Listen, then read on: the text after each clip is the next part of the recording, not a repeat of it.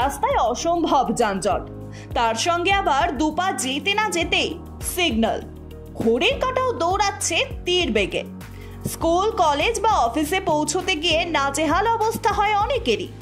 আর সময় গন্তব্যে পৌঁছতে না পারলে গোটা দিনটাই যেন মাটি হয়ে যায়। সেই সময় অনেকেই ভাবেন, আহা, যদি দুটো ডানা থাকতো তাহলে এখনই উড়ে যেতাম। তবে এবার এই ইচ্ছে পূরণ হতে আর খুব বেশি দিন বাকি নেই। না, আপনার বা আমার ডানা গজাবে না, তবে এবার আকাশে উড়বে ট্যাক্সি।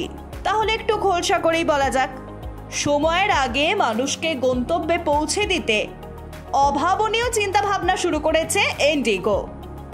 ইন্ডিগোর মূল সংস্থা ইন্টারগ্লোব এন্টারপ্রাইজ এবং ইউএস ভিত্তিক আর্চার অ্যাভিয়েশন ভারতে একটি ইলেকট্রিক এয়ার ট্যাক্সি পরিষেবা চালু করতে চলেছে, যা যাত্রীদের দিল্লির কনট প্লেস থেকে মাত্র 7 মিনিটে গুরুগ্রামে পৌঁছে দেবে।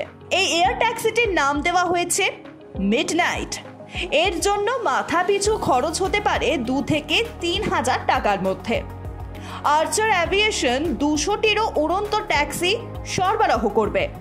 সেখানে থাকবেন একজন পাইলট আর 4 জন যাত্রী একসঙ্গে এই ট্যাক্সিতে চড়তে পারবেন।